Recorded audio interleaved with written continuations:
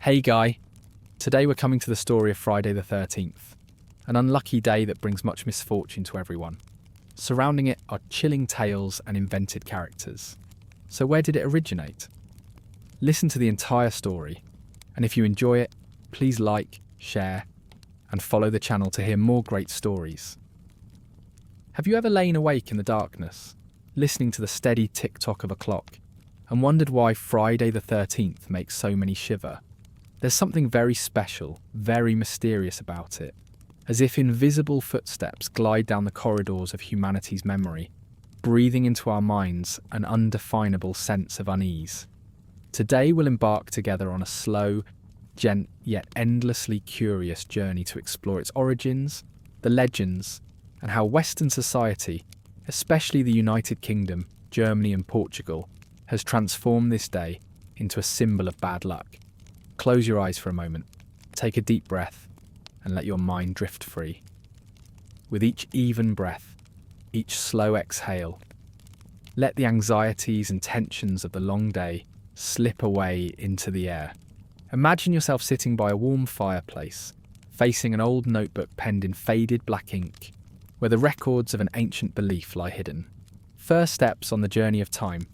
In the early centuries of the Common Era, no one knows exactly when Friday the 13th first appeared.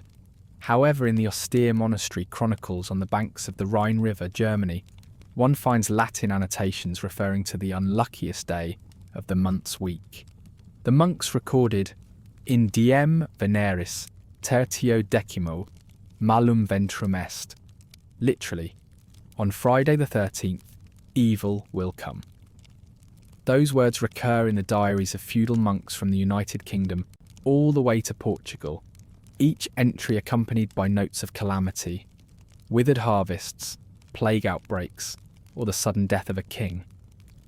We can picture the scene: thatched roofs drenched by an autumn rain, mist swirling around ancient moss-covered timbers, and sluggish black crows drifting across a leaden sky. Villagers stand hushed behind closed doors, maintaining a tense stillness as they wait for the church clock to strike midnight. No one dares venture outside on this day. Even the market vendors hurriedly stack baskets of potatoes on their stalls, eyes fixed on the faint promise of dawn. The connection between Friday, the number 13, and Christian belief. One cannot mention Friday the 13th without speaking of Good Friday, the day Jesus was crucified on Golgotha. In the Vulgate Bible, the ancient Latin version, this detail is very clearly preserved. The day of Christ's Passion is linked to Friday, and medieval believers thought of it as the darkest day of the year. Some scholars have also discovered that the Last Supper, attended by 13 people, Jesus and the 12 apostles, took place on the evening before Good Friday, making 13 a number of betrayal and tragedy. After that meal, Judas Iscariot rose and left the table, leading to Jesus' arrest and crucifixion. Thus, the two symbols, Friday and the number 13, were fused in the faithful imagination. Friday the 13th, as an eternal warning of fate. From legend to everyday life, spreading the fear, according to an oral tradition that spread through the English countryside from the 14th century, there was a knight named Walter de Bourgh. He journeyed on pilgrimage from Westminster Abbey to the monasteries of northern England. Along the way, he stopped to rest at an ancient inn in the village of Ravenford. That night, on the fog-shrouded, uneven road, Walter awoke to discover his door was no longer bolted. His heart pounding, he stepped into the corridor and saw a dark smear of blood on the corner of the stairs. The next morning, the innkeeper confessed that a guest who had stayed the night before him had vanished on Friday the 13th, never to be seen again. From that point on, Walter held a deep superstition about that day and ordered his travel maps redrawn to alter his itinerary. The tale quickly became a celebrated legend, retold by candlelight in cold stone halls. With each strange story that was told, Friday the 13th grew ever more feared. People avoided signing important papers, hesitated to hold weddings, and dared not set out on long journeys. In Portugal, there even arose a custom of refusing to lend anything to others on that day, for fear it would bring misfortune for the entire year. Spreading across Western Europe, and then the world. At first, this fear appeared only sporadically in England, Germany and Portugal. But by the 19th century, thanks to maritime trade and pilgrimage travel, the legend of Friday the 13th spread rapidly. English merchant ships heaped cargo on their decks, oars glinting under the moonlight, and when sailors recounted the time they were caught in a terrible storm that struck exactly on a Friday the 13th, it only reinforced the superstition. In Greece, the day is called Paraskivi K13, literally Friday the 13th. The Greeks also associate it with Thanatos, the god of death, believing that the spirits of the departed often return to haunt ancient temples. In Spain, a similar tradition links the day with the devil, or El Diablo, holding that he chooses Friday the 13th to sow fear and terror. How many times does Friday the 13th occur in a year? Did you know that in a single year, there can be only 1 to 3 occurrences of Friday the 13th? This depends entirely on which weekday January 1st falls on. If January 1st falls on a Sunday, in a common year, then October will have a Friday the 13th. If January 1st falls on a Thursday, in a leap year, then January and October will have one. If it falls on a Saturday, in a leap year, then September and December will. And if January 1st falls on a Friday, in a common year, then March and November will. This very unpredictability makes Friday the 13th seem all the more mysterious and uncanny. And so we have taken our first steps together on the journey to explore the history of Friday the 13th. From the earliest chronicle pages, through the legends of knights and sailors, to its spread across Europe and Asia, the number 13 and the day Friday have been etched into the collective consciousness for generations as a symbol of misfortune. Do you still remember the flickering fire in the hearth, the warmth spreading across the stone walls, and the old wooden chairs? Keep that image in your mind, because right now we will continue our journey back to medieval England, where the belief in Friday the 13th truly took its deepest root in folklife. English folk belief. In the desolate villages around York, people say that on every Friday the 13th, the howling of dogs echoes across the fields, as if the spirits of the wrongfully slain call to one another. Old women seers pitch makeshift tents in the village square, using black pigment ground from ashes to draw strange symbols on the palms of those seeking divination. Spiderweb patterns, inverted crosses, and the scattered digits 13. They say these symbols can ward off and dispel misfortune. Spoken word in Cornwall tells of old Trevethick, a shepherd well past 70, who claimed to have seen glittering eyes in the evening mist. He described it as not the eyes of a human or beast, but like a blue-green light disturbing the darkness. It vanished when Tumworth's church clock struck 3 in the night. The English also have the custom of placing a single left shoe, with its toe pointed inward, outside each house, accompanied by a sprig of mistletoe. They believe mistletoe, a symbol of protection and vitality, will bloom even in winter's chill, banishing all negative energy. At the same time, they avoid hanging white cloths on the line, since white recalls burial shrouds, and hanging a white cloth on Friday the 13th only intensifies associations with death. King Edward and the Dark Day. In the mid-13th century, under the reign of King Edward I, England entered a period of strengthened church power. At Westminster Palace, on a Friday the 13th in the winter of 1278, King Edward convened the Council of Judges to try charges of heresy. In the Chronicle of Matthew Paris, it is recorded, "That day the sky was overcast. A drizzling rain hid the great windows, and the air hung heavy as though filled with unwaning terror. The judges, hands manacled, paced anxiously before the solemn court, occasionally glancing at their hourglass. During the trial, over 30 people were accused of practicing witchcraft, casting love-binding spells and worshipping demons. At its conclusion, countless curses rang out. When you step out of the courtroom, do not look back, lest you be pursued by the spirits of the wronged." The council dared not summon another session on any Friday the 13th for nearly 2 decades afterward. The people remembered that day as Westminster's Dark Day. Amulets and prayers at the church. In the region of Essex, Many parishes do not celebrate Mass whenever a Friday the 13th coincides with a major feast day.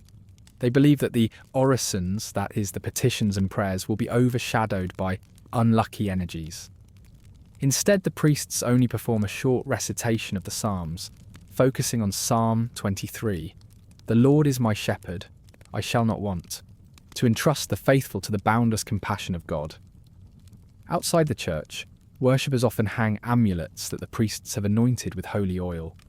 These talismans are typically made from lambskin, inscribed in Latin with Vive Deo, live for God, strung into necklaces to wear around the neck or tied to the bedpost, with the belief that the sacred power will protect their sleep.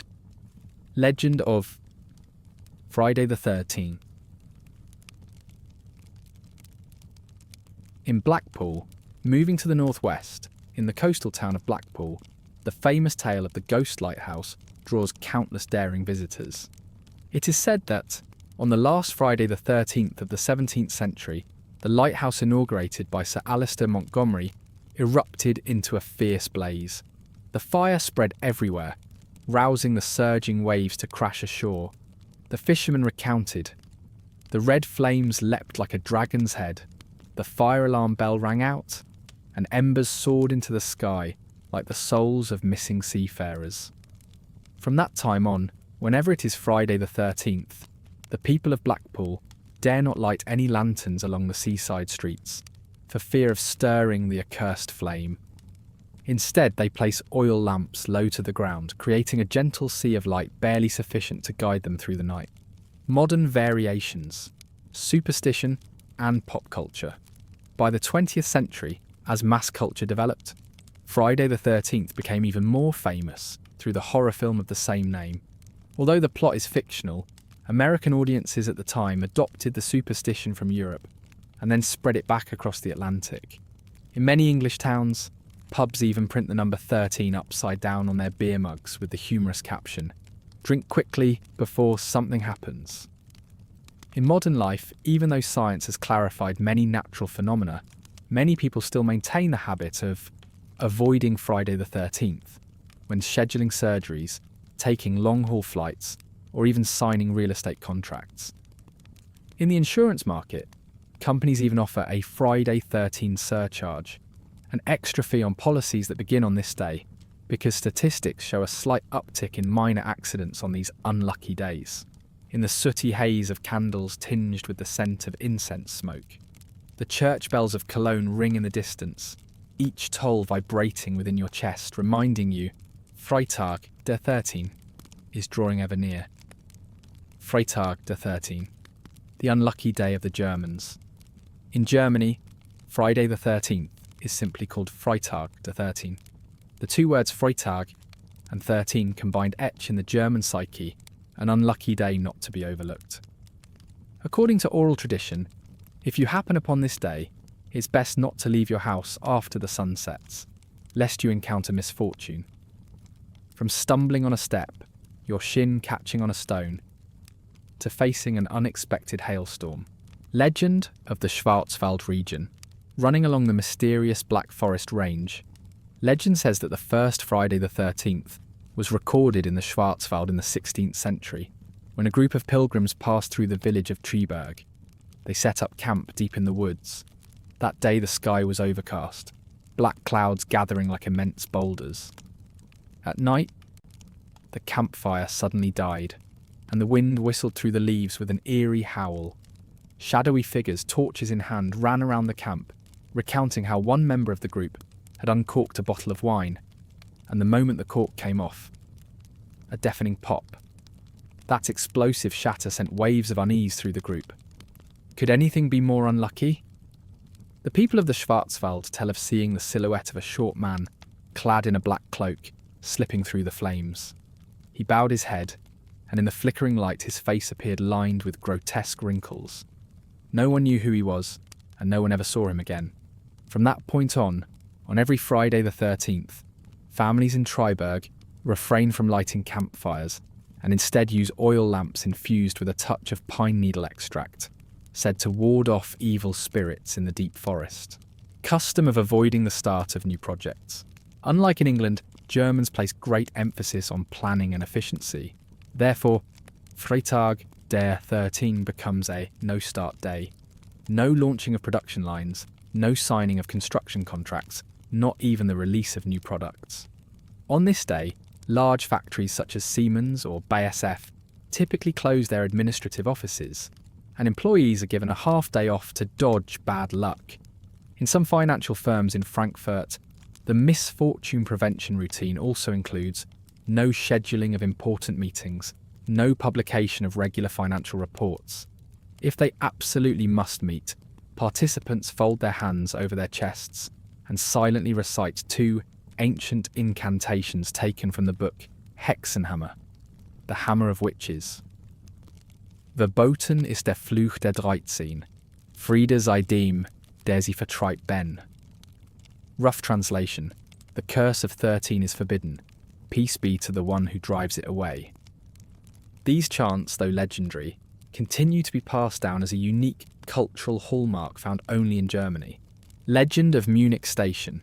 If you ever pass through München Hauptbahnhof by train at midnight on a Friday the 13th, don't be surprised to see the electronic display flicker.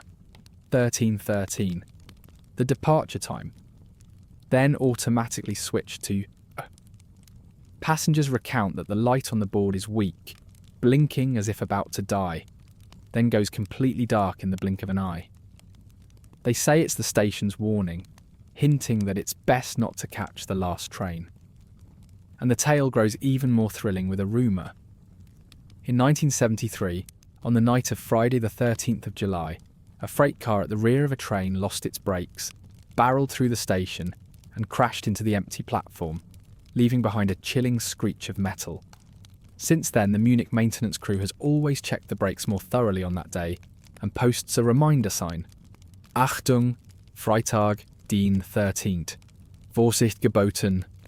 Attention, Friday the 13th. Exercise caution. Belief combining science and superstition. In today's Germany, although most people trust in science, Freitag der 13 still holds a special status. Small studies have been conducted by local universities, analysing the number of traffic accidents, slips and falls, and medical emergency cases on this day compared to ordinary days. The results show that the rate of people falling or bumping their limbs does increase slightly, but not to the catastrophic levels described in ghost stories. Yet it is precisely this slight increase that becomes the reason superstition persists even more stubbornly. In Berlin beer halls, you will see some patrons rap their knuckles on the table, exclaiming "Auf Wiedersehen, Pech," goodbye bad luck, then take a swig of their beer. They believe this action awakens good fortune and drives away all risk. Let your spirit remain calm, the warmth of the hearth still lingering on your skin. And now join me as we set foot on the sun-baked, wind-swept land of Portugal, where Sexta-feira 13, Friday the 13th, bears its own distinct mark, tinted by the sea and local beliefs. 1. The origins of Sexta-feira 13 in Portugal, pre-Roman times and folk beliefs. Before the Romans set foot on the Iberian Peninsula, the Lusitanians, the indigenous inhabitants, already held concepts of sacred numbers and ominous days. According to oral tradition, the number 13 was linked to the Battle of the Lusitanian Red Cliff, a fierce clash between local tribes resisting foreign invaders, said to have taken place on the 13th day of the 6th lunar month. People believed that on that day, the forest deities rained blood upon the battlefield, causing many warriors to fall. From then on, the number 13 carried a faintly ominous aura in the collective mind, even though it was not yet explicitly tied to any Friday. Christian influence and the Europeanization of belief. When the Roman Empire brought Christianity to Lusitania, modern-day Portugal, many folk customs were transformed and woven into Christian rites. By the 12th century, the Mosteiro dos Jerónimos in Lisbon recorded Dies Veneris Tertius Decimus, Friday the 13th, connected with memorials and prayers for sailors lost off the Atlantic coast. From that point, the term Sexta-feira 13 gradually entered the spiritual life, no longer just a calendar date, but a day to be heeded and avoided. 2. The belief of Portuguese sailors. The ship and the sea. Portugal, renowned for its maritime exploits, and explorers like Vasco da Gama and Bartolomeu Dias developed elaborate rituals on every vessel to dodge misfortune. If a voyage began on a Friday the 13th, sailors called it a storm-tossed day, believing that winds would be fiercer, waves more violent, and the spirits of the drowned would lash out to capsize the ship. The blessing ceremony. Before departure, the ship's captain would hold a small rite, hoisting a devotional flag bearing the image of Nossa Senhora da Nazaré, Our Lady of Nazaré, at the bow, placing an earthenware jar of seawater on deck and sprinkling salt around the planks. The crew would take turns folding their hands and whispering this prayer: Nossa Mãe, guia nossa nau, afaste do mal, e traga-nos de volta sãos e salvos. Our Mother, guide our vessel, repel all evil, and bring us safely home. The superstitious bronze bell.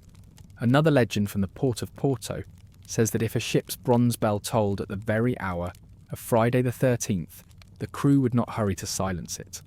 They let it ring until it died away, believing its peal would banish darkness and safeguard the voyage. 3. Folk customs in Portugal. The reverse broom. Mark in many fishing villages along the Atlantic, people sweep their homes from the inside out on Friday the 13th. They think that casting dirt outwards sweeps bad luck away with it. Conversely, sweeping from outside in would invite misfortune into the house. Wearing silver or gold rings. The most common lucky charms are silver rings shaped like crosses, or gold rings inscribed with Psalm 91. Each Friday the 13th evening, people don these rings, sometimes drape cloaks over their heads, and sit around the hearth sharing ghost stories, using laughter to drive away fear. Orange marmalade crepes. A heartwarming custom is to make thin pancakes spread with fresh orange marmalade and share them with neighbours. The sweet scent of orange is believed to be lucky essential oil, dispelling darkness. Gifting a crepe is also a blessing. May sweetness chase away all misfortune. 4. Historical events that reigned on a Friday the 13th. São Miguel, coal mine disaster, 1865. On Friday the 13th of August 1865, on the island of São Miguel in the Azores, a coal mine accident occurred. During the night shift, an underground water pocket burst, flooding the tunnel instantly. Over 200 miners were trapped. Islanders believed that the sea god, angered by the mine's darkness, unleashed the flood to avenge souls lost beneath the waves. Ever since each Friday the 13th, the victims' families gather to light white candles in remembrance. Lisbon cholera outbreak, 1893. Another event tied to the date was the cholera epidemic in the Alfama district. According to the Count of Palmeiras records, the outbreak surged on Friday the 13th of July, 1893. Locals whispered that people had gone late to the market that day, allowing the scent of misfortune to spread through the air. Authorities imposed a curfew and carried out continuous disinfection sprays. 5. Modern combined beliefs. Insurance companies and the 13 surcharge. Like in Germany, many insurers in Lisbon apply a taxa de sexta-feira, 13, a 1.3% surcharge on policies that starts on Friday the 13th, based on traffic and medical statistics. Few protest, but the policy only lends legal weight to the superstition. Media and pop culture Portuguese television broadcast the movie Friday the 13th, dubbed in Portuguese, causing younger generations to adopt the American superstition as their own. Every summer, many Bairro Alto cafes host Sexta-feira 13 nights, lighting candles, telling ghost stories, and serving orange marmalade crepes, creating an atmosphere at once eerie and warm. Portugal's night falls softly, silver moonlight gently washing over Lisbon's red-tiled roofs, the waves lapping the harbour like the land's slow breaths. They still say that after the tide recedes, the pebbles on Praia da Conceição glimmer like scattered fireflies, and on every Sexta-feira 13, that sandy shore hides the invisible footprints of ancient fishermen returning home. They believe that if you listen closely, the roar of the surf still whispers ancestral verses, warning of unnamed storms on the horizon. In the Algarve region, the tale is different. The White Cliff fishing villages hold an all-night night watch ceremony on Sexta-feira 13. Villagers gather around a brazier, burning incense-mixed shells, each clutching a glass of warm Moscatel wine, and together they chant the Salve Regina in harmonised song. The elders say that this heat and prayer will dispel the gloomy darkness and protect the fishermen when their sails cut through the waves at first light. On Porto's old streets, a window of an azulejo-tiled house glints with a stylised number 13. The homeowner, part of a family of potters, uses a special glaze to emboss the digit, believing it will trap all misfortune within those ceramic squares. They say that when it rains, each droplet that rolls over the tile acts like a pure stream, washing bad luck away into the city's drains. Any visitor stepping inside glimpses the number peeking behind the curtain, feels a flicker of curiosity, and leaves as if an invisible burden has been left in the hallway. The story of Father Duarte in Ribatejo's plains endures across centuries. One misty Sexta-feira, 13th afternoon, he tended to a broken-wheeled carriage driver who tried to cross a flooded causeway. With him he always carried a small prayer book stamped Deus me proteja, God protect me. And thanks to his care, the driver survived. The priest's deed swiftly became legend. To this day, many modern Portuguese truckers keep a card inscribed Deus me proteja at their dashboard to seek safety when driving on Sexta-feira 13. Not confined to the mainland, the remote islands of Madeira bear their own colour. Legend says that when Magellan first landed, his sailors sowed grape seeds to cultivate the famed Madeira wine. But if planted on Sexta-feira 13, the vines would wither and yield sour fruit. Today, visitors to the Quinta do Barbusano vineyards still check the calendar to avoid planting on the 13th. The garden's stone walls bear deep pressed footprints, said to be those of a lost Breton sailor who spent a stormy night carving the number 13 into the rocks. In modern life, Sexta-feira 13 beliefs have seeped into the everyday. Professor Maria Silva, a folklorist at the University of Coimbra, spent years gathering hundreds of stories from villages nationwide to study the phenomenon. She found that whether an IT engineer in Porto or a pastel de nata vendor in Bohofohen, Evora, many agree that Sexta-feira 13 calls for soft rituals, lighting white candles, quietly reciting 2 short prayers, and avoiding any major undertakings. Contrasting with solemnity, many young people in Barro Alto treat Sexta-feira 13 as an opportunity to challenge superstition. They throw a number 13 feast, 13 small dishes, 13 colourful cocktails, and a promise to embrace stumbles or minor mishaps through the night. It's precisely this blend of ancient and modern that explains why the superstition, though under the light of science, never fully fades from Portuguese minds. When dawn once more glints on the sea, illuminating the peacefully moored boats, Sexta-feira 13 concludes with a jubilant toll of church bells. People awaken, inhale the salty air, and watch the city's slow stir, as if no dark night had passed. It seems that the ocean's breath, simple rituals, and laughter-defying superstition have woven Sexta-feira 13 into an indispensable part of Portuguese thought, simultaneously reverent and delightfully ordinary.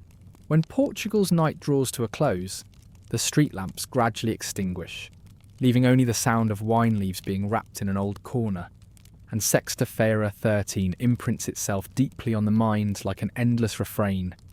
Let the image of flickering oil lamps, the faint scent of pine wood, and the soft peal of church bells lingering in the sea mist guide us into Portugal's final note. The first dawn light on Lisbon's harbour carries the Atlantic's salt breeze, mingled with the sweetness of orange marmalade crepes still lingering on the tongue. Fishermen hang their nets ashore, carefully unfurling the silvery mesh before laying it on the sand, as if each strand must endure the luck-breaking magic of Sexta-feira 13. They say that on that morning, fish and shrimp swim into the nets more gently, as though protected by last night's prayers. The final tradition before closing Chapter 2 is the Lucky Orange Feast. Families gather around a wooden table to enjoy marmalade-topped cakes and sip the amber Moscatel wine. Laughter echoes through the room as they recount ghost stories they've heard or the times they've challenged fate and won. The church bell rings, signalling a new day's beginning, and all gloom seems washed away on the sea breeze.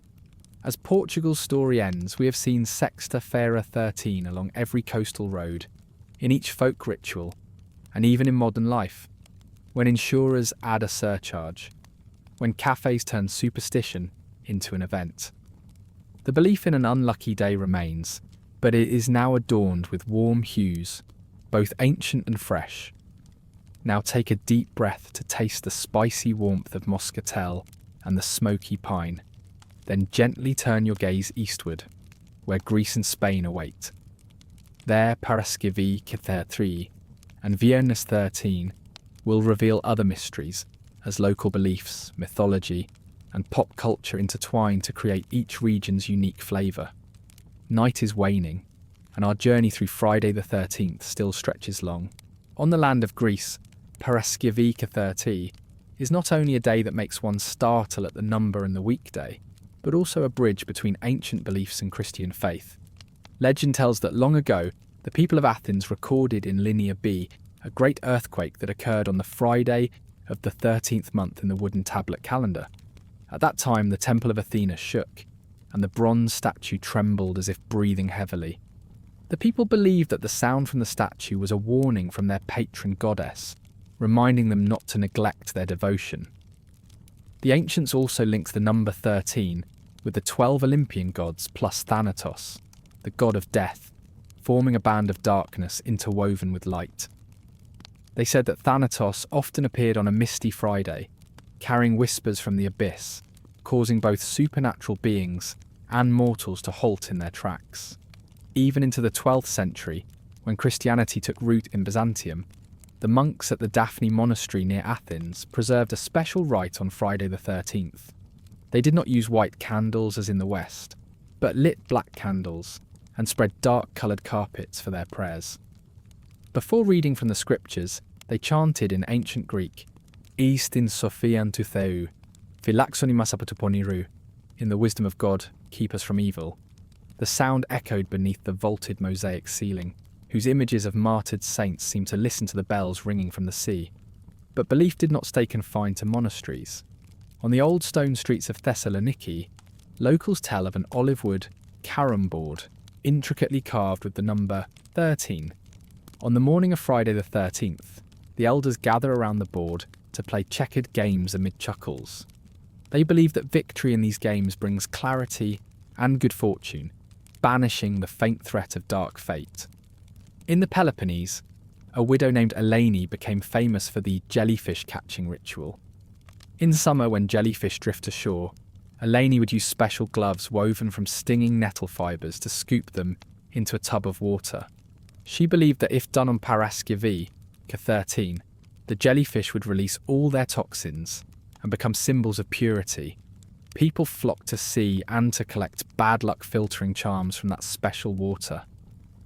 Folk legend in Crete links Friday the 13th with the Minotaur, the half-man, half-bull creature confined in the labyrinth.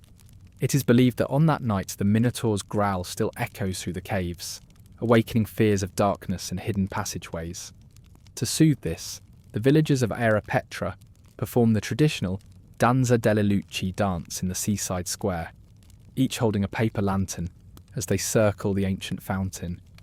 With each turn, the clatter of their feet on stone resounds like a banishment of the beast. Belief, today in Greece, even mixes in psychological science. Professor Nikolaos Papadopoulos at the University of Athens conducted a small survey of hundreds of students. He found that on Paraskevi, K13, anxiety levels rose slightly, but if exams or presentations were preceded by a short rite, reading an ancient Greek poem, grades and mood improved noticeably. This result spread through schools, giving students a mental unlocking poetic ritual before Friday the 13th tests. In the Dodecanese Islands, they spend the 13th day on ceramic crafts. They make plates embossed with sailing ship motifs and the word paraskivi with the number 13 around the rim. When fired, the clay shrinks and the carvings stand out sharply. The plates hang in kitchens as talismans to keep the hearth and protect the household. At sunset, Mount Olympus rings with the bronze gong from Pan's temple. Its low peal drifts through the air, welcoming the coming day. In Greece, Paraskevika 13 is not only an ill omen to avoid, but also an occasion that unites communities through unique rituals where ancient faith blends with modern life. They say that on every Viernes 13, the air in Andalusia grows both heady and light, as if the languid strains of flamenco have been loosened, and the guitar's trills weave a thin veil between reality and legend. On the narrow streets around Triana, traces of belief link to the Santa Compañía Española, the wandering souls procession. The elders say it appears whenever La Magdalena's church bell tolls 13 times, carrying the scent of pitch and ashes. Anyone who makes eye contact with that silver-clad retinue will glimpse the silhouette of a lost loved one, then hear a gentle invitation to follow. Only at dawn may they return home. Legend tells of a girl named Isabella who lived in a small village outside Cordoba. On a spring Viernes 13th morning, she ventured into the olive grove at dawn to pick fruit for a wedding feast. In the still yard she heard a guitar's melody among the leaves and suddenly saw the faint figure of a young man in a white cloak. He asked her to dance the Sevillanas in the mist. Isabella spun in rapture until the daisy on her bodice wilted and fell to the ground. Then the young man vanished, leaving only a drop of dew to fall from an olive leaf. Ever since, on every Viernes 13, the village maidens still go to that sacred grove to gather olives, though they know not what they seek, only hoping to hear the fleeting guitar among the shadows. In Barcelona, the Mercat de Sant Antoni market bustles especially early on any 13th that falls on a Friday. Florists arrange sprays of yellow lotus, symbols of luck, beside bundles of pale purple basil. By old custom, grinding basil with a pinch of sea salt, touching it to one's finger, then drawing a 13 on the forehead drives misfortune away all day. Shoppers entering the market gate pause, smile shyly, and lightly mark their brows. A small ritual whose origins no one recalls exactly. Another ritual in Catalonia is the ritual de les dots espelmes, 12-candle ritual. On the evening of Viernes 13, people light 12 tall candles in a circle around an empty chair. Each candle represents 1 month of the year, and the vacant seat stands for the current month. The head of the household stands within the circle and recites a brief prayer. Que la fortuna del número 13 me es favorable. May the fortune of the number 13 favour me. The prayer echoes in the quiet, the candlelight shimmering like 1,000 stars descending to embrace the room. Oral tradition in Valencia holds that if you cross paths with a black cat on Viernes 13, your luck doubles, contrary to northern superstition that deems it ill-omened. Here the cat is seen as a divine messenger, its graceful steps guiding one towards good fortune in work and love. Thus, on this day, many households leave a saucer of milk and some small biscuits outside, not only to feed stray cats, but also to befriend good luck. But Viernes 13 is not only about superstition, it is also a festival. In the coastal cities of Galicia, people hold the Festa da Corrida, running festival. By tradition, participants wear white clothing and a red scarf, contrasting with the typical attire of bull festivals. Racing through 13 rose-strewn checkpoints, they lose themselves in the jubilant sound of drums and horns, as if outrunning misfortune with each stride. Even if someone falls, they rise and wave their red scarf, banishing the shadow of ill luck from their lives. Amid the lively pace, there are quiet corners. In the small Catalan village of Besalú, the custom of noches de silencio, silent nights, prevails.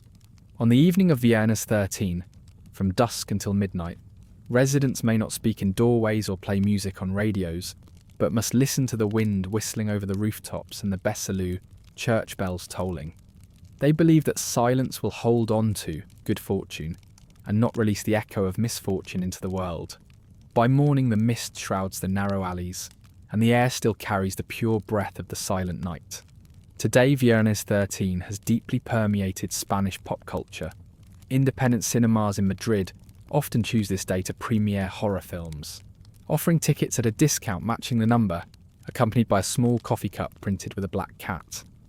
Local tarot clubs also host free readings under the title Tarot for the 13, drawing the curious who wish to face fate head-on.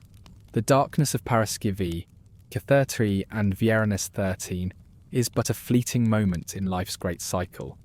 Yet the echo of Besalú's silent nights, the guitars whisper among the leaves, and Catalonia's candle flames still smoulder in each person's subconscious. Beneath Greece's ancient skies, as you pass through Daphne's temple gates, you will carry within you the image of black candles burning deep, the resonance of the old prayer, and the mosaic walls recounting Thanatos, the god who guides the number 13 into legend. In Athens, the stone benches under the olive canopy remain hushed, as if awaiting pilgrims' footsteps, carrying a longing for a day balanced between light and dark. When Pan's temple bells conclude the Greek Night Symphony, in Spain the festival air grows jubilant.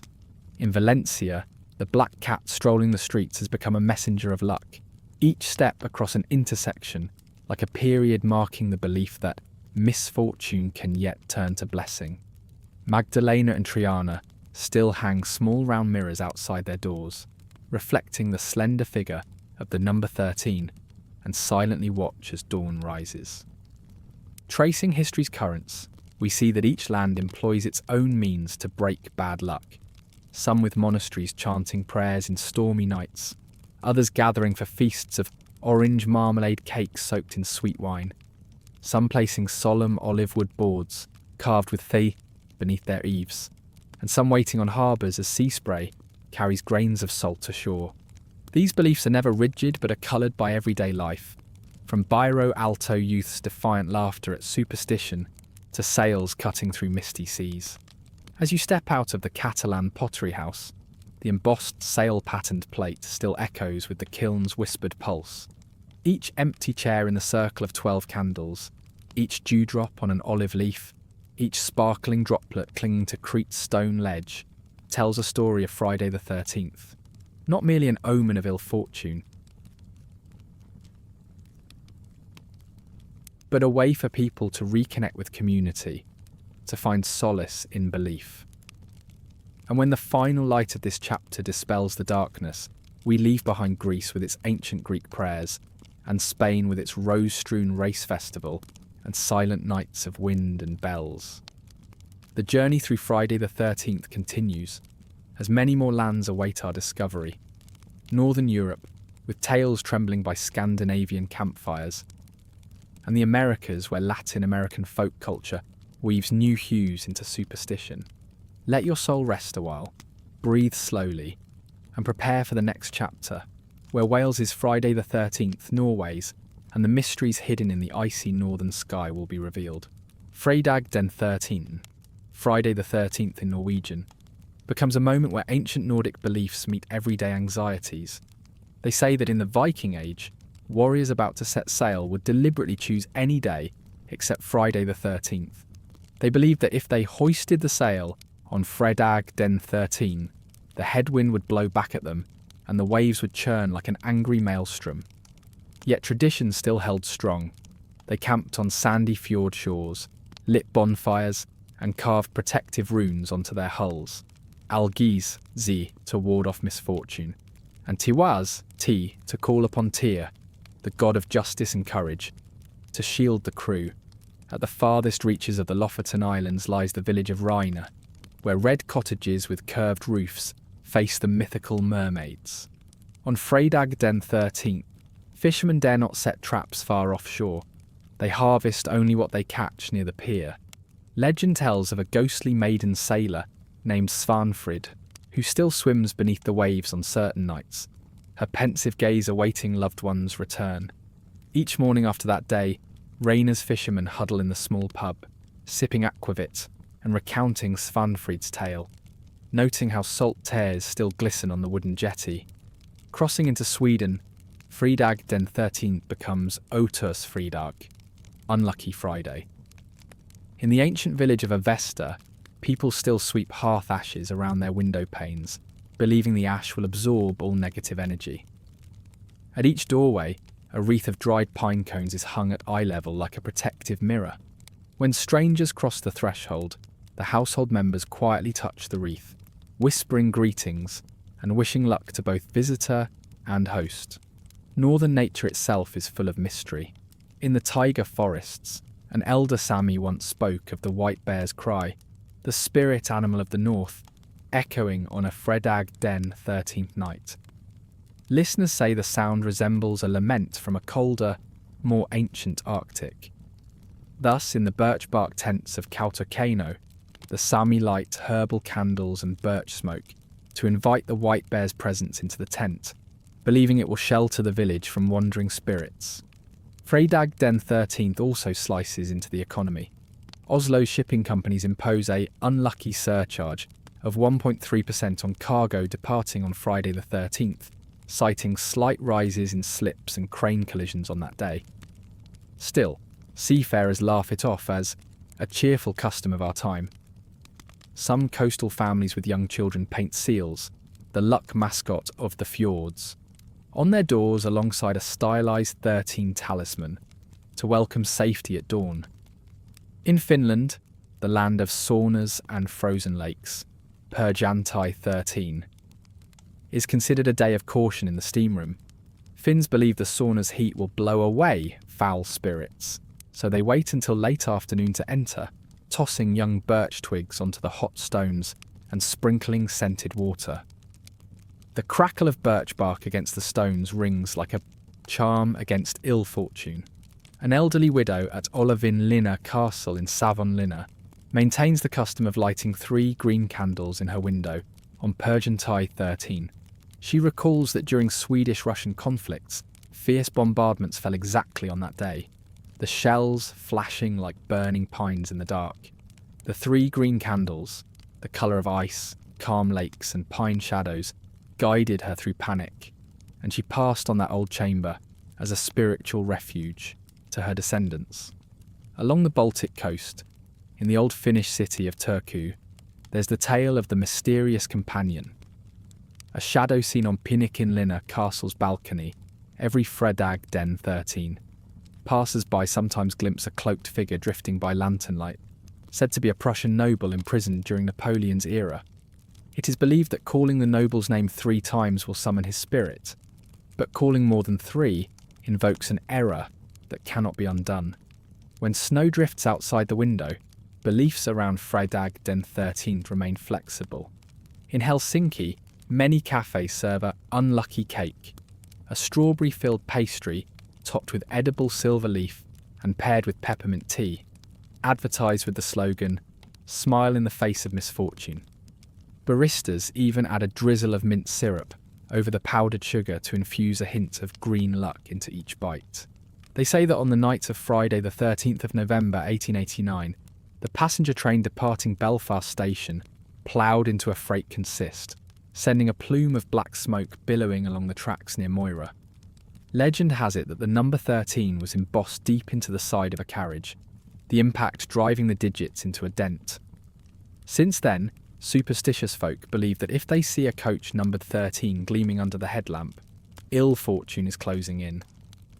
In Dublin, old hospital wards like St Patrick's Hospital whisper about Ward 1313, a row of rooms deep in the basement, opened only on Fridays the 13th to admit unusual emergency cases. Staff say you can hear the squeak of gurney wheels in the empty corridors, and some claim to have glimpsed a white-coated figure through the window, as if silently beckoning. In the green Welsh countryside, villagers in Penny-fan credit Friday the 13th with thunder and lightning. Once, a flock of sheep grazing by Langorse Lake suddenly panicked and stampeded into the stormy night. Locals say the thunderclap roared just as Lanthony Abbey's church clock struck 13, then fell silent until dawn broke through the clouds. In major cities like London, office law persists. Employees at the City of London's commercial banks joke that any contract stamped date signed Friday 13th will need amendment at least once, whether a printing error or an added signature. Each time a contract goes wrong, they grin and quip, blame it on number 13. Tales of the Hotel 1313 spread from Edinburgh to Cardiff. Travellers speak of a Victorian-era building whose first-floor corridor lies in perpetual shadow, and whose room 13 door is always ajar. They say if you knock, you hear footsteps echoing, but when you open the door, only your own reflection in a wall mirror greets you. Locals call it the Mirror Ghost, a collector of souls lost on Friday the 13th. In aviation circles, rumours swirl about flights numbered 1313. Though pilots and airlines insist no data show higher incident rates, cabin crews still tease, "Lucky numbers are fine, just don't dream on 13. They warn that if your flight is listed as Friday 13th, you'd best check your luggage twice, buckle up early, and laugh loudly to banish any bad luck. On social media, the Friday the 13th challenge has gone viral, surviving 24 hours in a dark room without lights, or driving a lonely winding road at night. Videos of furrowed brows, beads of sweat, ragged breaths and unmanned swaying door mirrors only fuel the eerie lore. Some even claim that those born on a month's 13th that falls on a Friday bear the mark of 13, personalities said to be more selective, more trouble-prone, and prone to scandal. They're reputed to possess keen intuition, but also impulsiveness in crucial decisions. Though science offers no proof, small surveys at Cardiff and Dublin universities have noted that this group reports higher stress before exams and interviews. Finally, whispers persist of the no-number room in an ancient Glastonbury abbey. They say the monks deliberately left door 13 empty to avoid the 13th slot. Travellers who pass by report that hallway always feels colder than the rest, no matter the outside temperature, and sometimes hear someone murmuring Friday before falling silent. These whispered tales, whether fact or fiction, gain their power through retelling, making Friday the 13th an enduring spiritual marvel, laced with excitement and curiosity. As Wales's misty valleys fall into night, listen for each whisper from the past, and know that even if no one can prove misfortune truly exists, the story still haunts us, like a lone candle flickering in the storm. In the Brecon Beacons Valley, the dim glow from camps along the River Usk twinkles like small flames in the night. The people of Wales still tell the legend that each time Friday the 13th passes, a haunting horn call echoes from Raglan Castle, summoning the spirits of fallen knights. They say that if you stand long enough by the Usk's quay and hear that melody in the wind, a series of strange events will come your way, perhaps an unexpected stroke of good fortune, but just as easily an elusive dream. In Cardiff, in the old red brick houses near the Taff Docks, it is believed that on a Friday the 13th, the floral face clocks in the square briefly stop marking time. They say it isn't a mechanical fault, but the spirit of a medieval clockmaker returning to inspect each gear, ensuring they still turn true after life's many storms. A local historian recounts meeting an old man who waved in front of a clock face. The glass seemed to billow like a thin curtain, then cracked along its length as if whispering, "Time holds more mysteries than you know." Up the river, Shannon to Cork in Ireland, there's the story of the St Finbarr's oil lamp, an ancient lamp in the cathedral bearing that name. On one Friday the 13th in late autumn of 1732, the lamp flared more brightly than usual, its golden light piercing the stained glass and illuminating the old reliefs. Villagers claimed to see a friar in a black habit, holding a prayer book, silently walking among the stone pillars before vanishing into the smoke. Since then, some believe the lamp only burns bright when someone's prayer is truly heartfelt, as though the spirit of that old friar still listens to every whispered plea. In Galway, on the shores of Galway Bay, fishing boat dwellers share tales of a phantom vessel, numbered 1313, appearing whenever the sea stirs on a Friday the 13th. They call it the wave refrain, the odd, musical lap of waves that sets the phantom ship gliding over the water, sometimes appearing directly ahead of the real boat's bow. Sailors say they see a pristine white sail billow, then vanish behind a swell, leaving only a steady hiss of wind like a mysterious lullaby. Even in modern Dublin, there's gossip about the Grand Canal. They say that a few small bridges along its length will tremble as someone crosses them on Friday the 13th, but when you turn back, the bridge remains perfectly still. Sometimes the canal side streetlights flicker 3 times before plunging the path into utter darkness. Misfortune or opportunity? People wonder, then smile as the lights return. But the rumours aren't confined to the supernatural. In finance circles, traders at the London and Dublin stock exchanges talk of the 13 market, a combination of account numbers and trading hours on a Friday the 13th. They claim that regardless of global trends, during that hour stocks swing wildly, surging or crashing as if buffeted by an unseen force. Veteran traders share this advice. If you ride the wave, place your order just before the 13th minute of the afternoon. If not, be ready with your stop loss. On social media, the mystical community continues to embellish these tales. Some say that on a Friday the 13th, if you snap a black and white photo in a deserted campsite, you'll capture a shadow blur, a faint streak of light in the corner of the frame. Videos then flood in. The blur shifts, turns away, even seems to stare back at the lens. Superstitious viewers call it the 13th gaze, an uninvited guest lingering in moments of stillness. Even health-related rumours abound. Some people call in sick on a Friday the 13th, citing a heavy weight on the chest, as though under invisible pressure.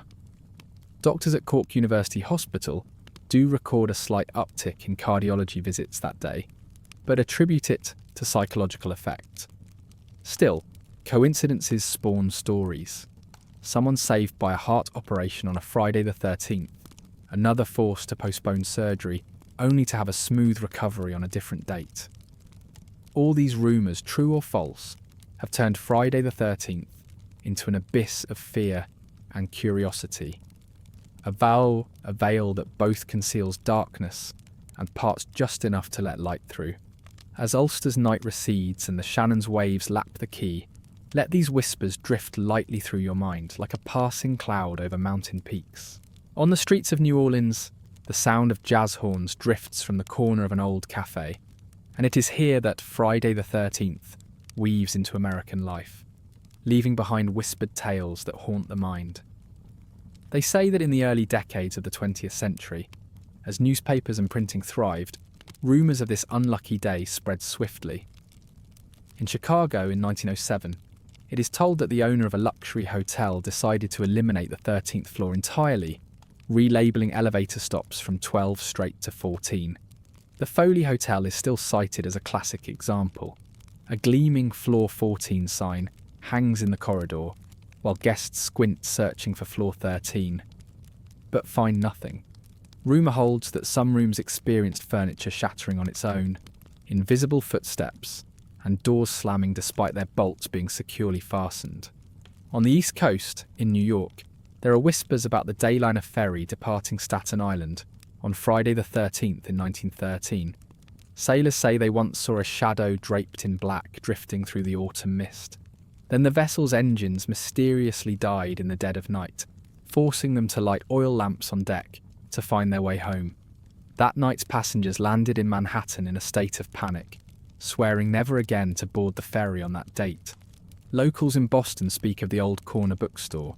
The proprietor insists that, whenever Friday the 13th approaches, he sees an old leather ledger flipping pages wildly of its own accord, although no one is touching it.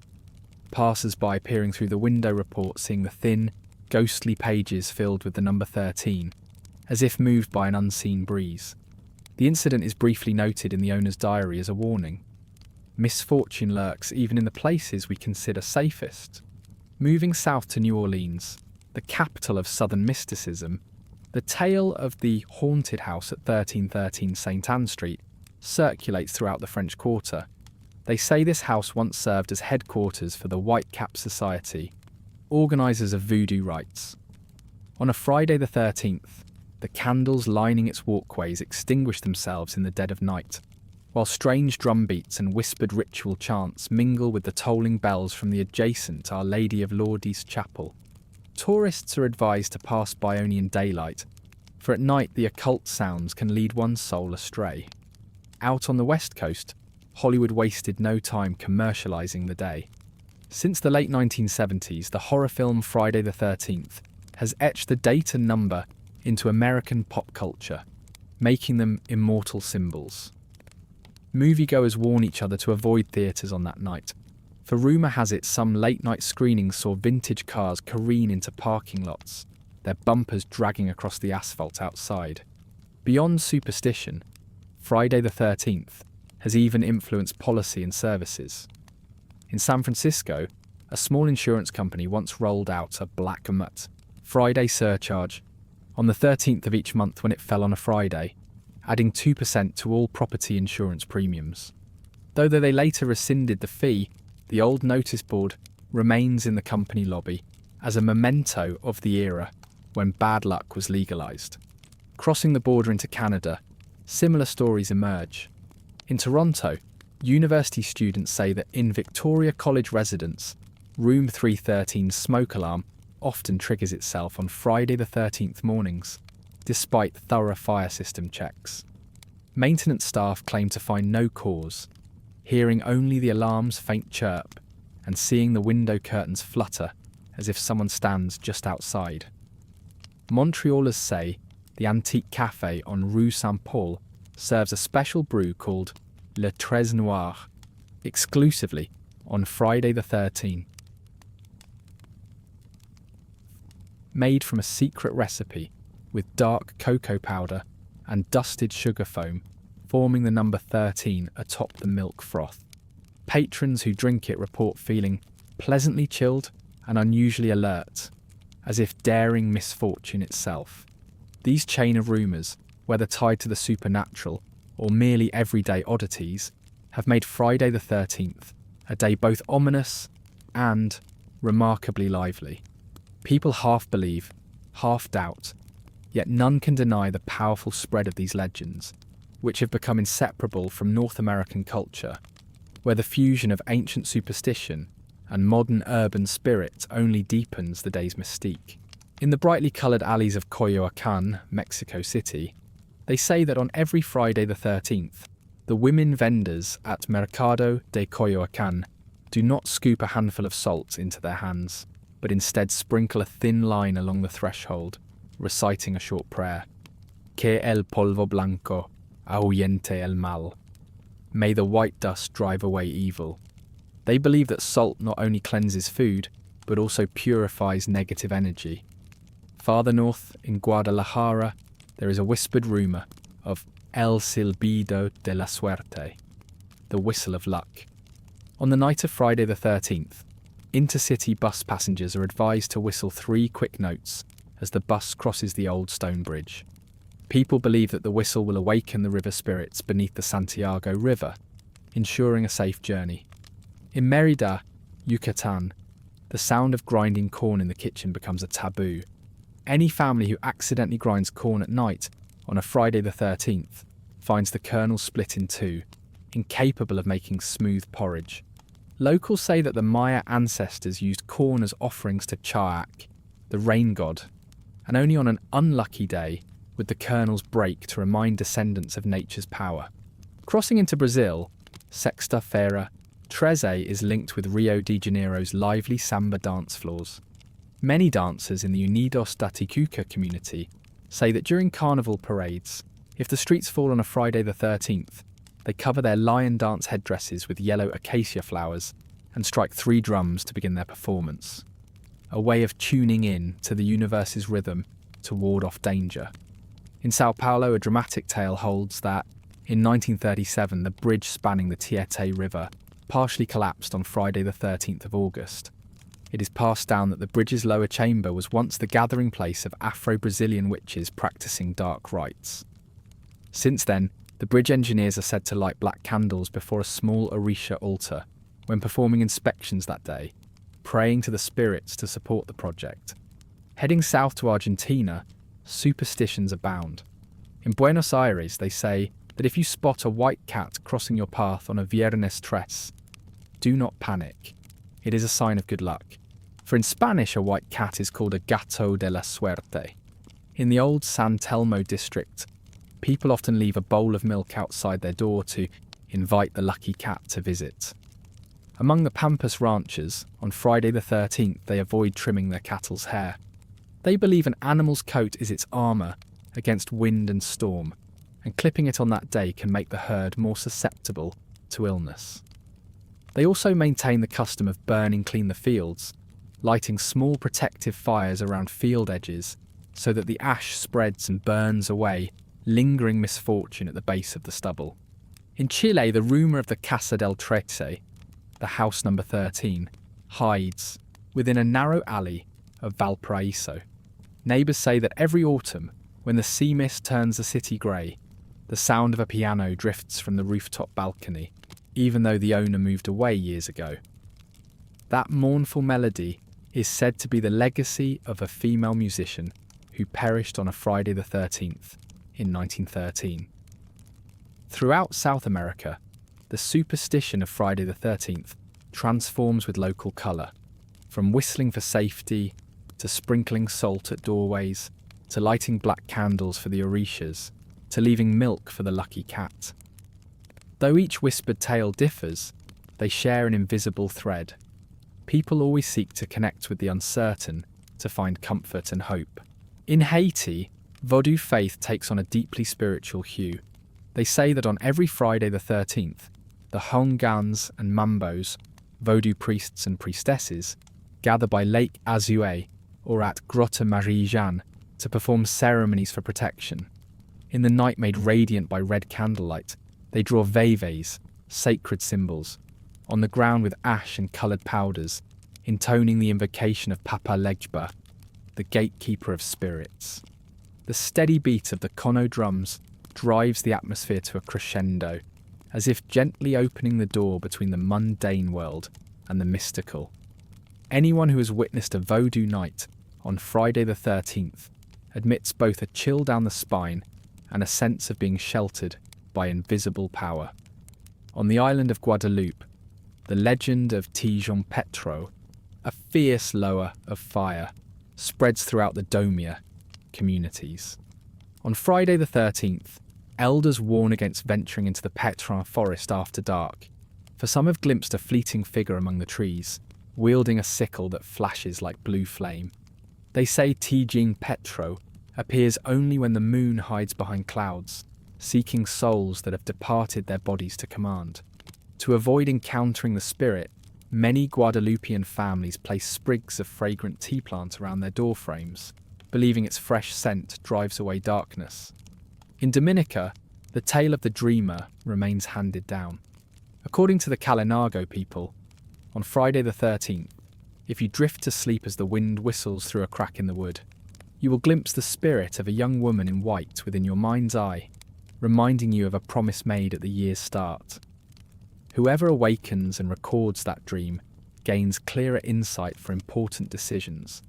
In Puerto Rico, the blending of Spanish culture with Taíno heritage produces a special Candles and Pebbles festival.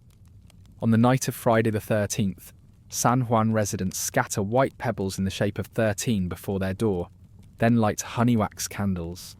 The sweet wax scent and cool stone texture combine to weave an invisible barrier, forcing all who enter to cross a protective threshold. Legend says each pebble traps a bit of misfortune, while the sacred candlelight guides good luck inside. On the small island of Curaçao, travellers hear the story of the Oranjestad lighthouse at midnight on Friday the 13th. The keeper says he sometimes sees a second light dancing on the distant water, not from the main lighthouse, flickering on and off before vanishing. He claims it is the souls of Spanish sailors lost at sea, forever wandering in search of land. Whenever two lights appear together, port workers in Curaçao pause unloading cargo to observe a moment of remembrance. Not confined to the high seas, Friday the 13th beliefs seep into daily life. On Barbados, bustling bars sell a black 13 rum cocktail. Local dark rum mixed with fine cacao and mint leaves garnished with a popsicle stick, etched with the number 13. According to bartenders, anyone who takes 4 sips exactly at 1300 will shift their fate, gaining courage to face challenges and welcoming good fortune. As we close Chapter 5, you have toured North America's hotels omitting the 13th floor and Staten Island ferries, wandered through Central and South America with salt at thresholds, vibrant samba floats and Orisha candle rituals, and journeyed across the mystic Caribbean where voodoo loa and white pebbles combine into a vivid tapestry of faith. Though each land tells its own tale, the thread of Friday the 13th superstition weaves an invisible web, stirring emotions both thrilling and comforting, and a yearning for peace. We return to Europe, where the bells of Renaissance abbeys mingle with the scent of incense, and the terrifying tales of Venedig 13 spread like a thin, poisonous mist. Imagine stepping off the train at Venezia Santa Lucia on a Friday the 13th night, amid the fine spray of mist that shrouds the dim marble corridors. You hear footsteps echoing, but when you turn, only moss-covered walls and ghostly lamplight meet your eyes. In Rome, they whisper of the Capuchin ghost train. One story tells of a train that departed Termini station on the autumn Venedig 13 of 1923, carrying pilgrims and an unclaimed mummy from the catacomb dei Cappuccini. As the train roared past the Gianicolo Hilmi, a dry, piercing wail rang out in the passenger car, and the carriage door slammed shut of its own accord, panicking all aboard. The next morning the train pulled into the station with the mummy's chamber ajar, and the mummy itself nowhere to be found. Romans believed that on every Venedig 13, a small flag bearing a skull still drifts above the engineer's cabin. The Tiber River winds lazily around the city, but on a Friday the 13th night, do not dare set foot on the ancient stone bridges Ponte Fabricio or Ponte Cestio. Legend says an old fisherman saw icy hands rise from the water, dragging him toward the moonlit depths. He heard a voice cry, "Who's there?" in his chest. Then all fell silent. He nearly drowned, and ever since fishermen avoid setting out before dawn on every Venedig 13. In Tuscany, at a small castle near Florence, the rumour of the shattered mirror room sends shivers through visitors. The room is not numbered 13, but lies just beyond the 12th door on the upper floor. On Venedig 13, guests report voices calling through the cracked mirror. "Who lights the lamp? Come inside!" When they open the door, they find the mirror's surface splintered in every direction, and a hazy silhouette dancing behind the fractured glass. Many abandon the tour and sprint down the stone staircases. In France, the silent Père Lachaise cemetery seems to groan under the cold wind on a Vendredi 13 night. Parisian reporters tell of a 1957 incident in which a group of photographers stayed behind to shoot the old tombstones on V13 night. They set up flash strobes among the graves, and when one illuminated the plot numbered 13, their lenses captured a woman in mourning white, her hair falling over her face, gliding past Oscar Wilde's tomb before vanishing into the iron gate. The sole surviving image, restored digitally, bears a faint smear like a scratch across the film. In the heart of Paris, the Catacombs de Paris hide Corridor 13 at the end of a subterranean passage where skulls form a giant cross. Rumour has it that German soldiers once imprisoned political captives here on Friday the 13th of 1943. Witnesses claim that as Allied forces approached, the vault echoed with prisoners' sorrowful songs, seeming to rise from the bone shelves. The next day, the ossuary lay eerily silent, no sound at all, though the iron door remained ajar. Moving on to Spain, the people of Granada sadly recall the phantom thief of La Alhambra. On the winter V13 of 1785, guards caught sight of a stranger sneaking into the Nasrid Palace, attempting to force open the Kamari's hall door. When they closed in, the figure dissolved into a swirl of mist that drifted down the Court of Lions fountain before vanishing. Each Friday the 13th, locals revisit that millennia-old heist as a reminder that history and superstition are forever entwined. On Barcelona's waterfront, beside the Casa Batlló, there's talk of Gaudi's phantom light.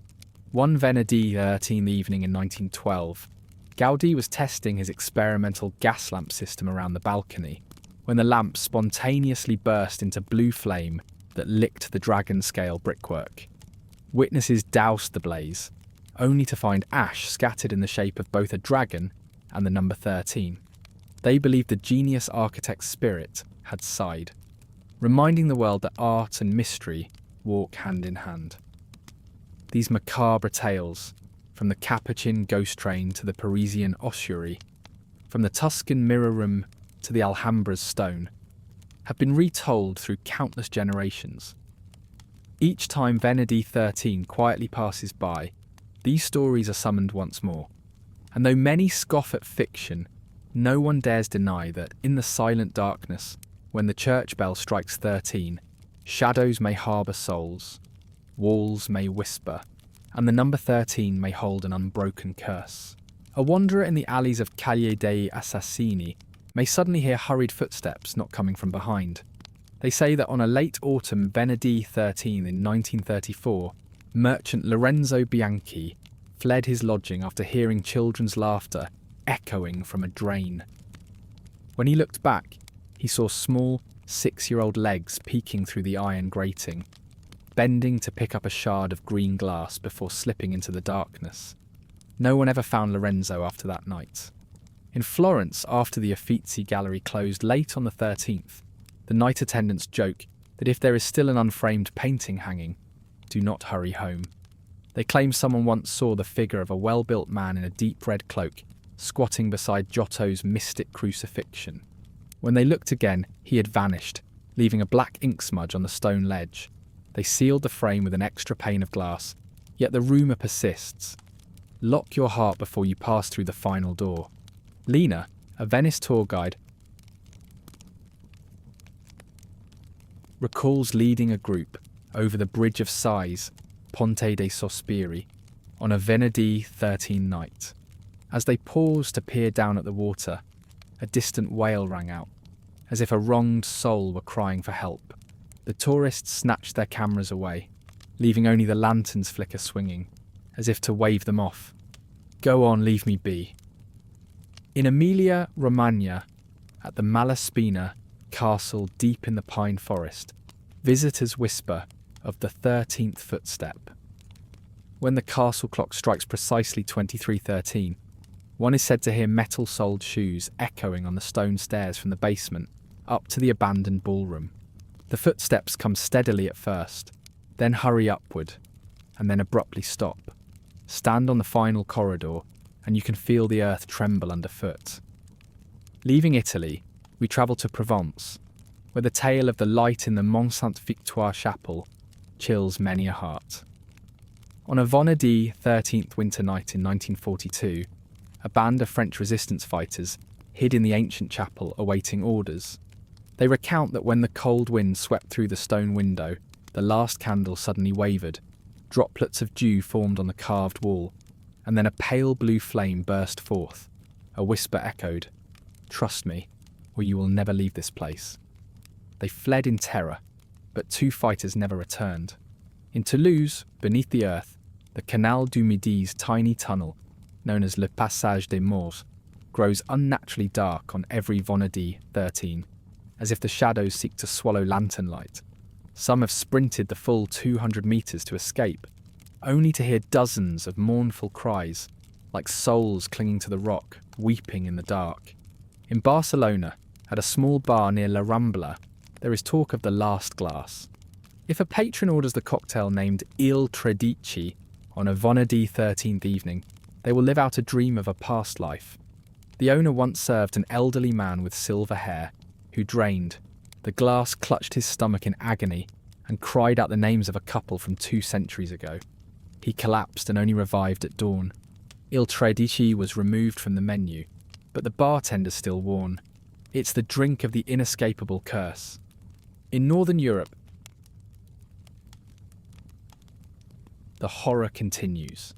In Stockholm's Vasa Museum, a glass cleaning attendant claimed to see a pirate-clad figure from the 1620s appear behind the statue of King Gustavus Adolphus. He heard raucous laughter mixed with the sound of waves, but when he bent to wipe the glass, only dry rain streaks remained. Outside, the clock tower tolled. Freitag 13. Finally, at the Salem, Massachusetts Halloween Fair, the organisers post signs reading "No welcome to spirits of the witch trials" at every Venerdì 13 entrance. They explain that many attendees report hearing whispers in archaic English and seeing the fortune teller's glass table slide across its stand, though the air is too cold to create any mist. These horror tales, from Venice to Salem, from Provence to Stockholm, have made Venerdì 13 a living legend caught between fact and fantasy. Each time night falls and the clock strikes 13, invisible footsteps and ancient whispers rise once more, reminding us that in this chaotic world there are not only starry skies and gentle waves, but also mysteries beyond our understanding. In the ancient city of Siena, as Venerdì 13 night falls upon its history-worn cobblestone streets, a rumour spreads swiftly of the Imbolc Chapel, a small sanctuary hidden behind Piazza del Campo. On that night, they say, when you set foot inside, you will clearly hear ringing bronze bells, though no one pulls the rope, and suddenly see a white halo flicker at the far end of the nave. Many visitors recount glimpsing the figure of a nun in a black habit, gently lifting a floral embroidered curtain before vanishing behind the relief of St. Catherine.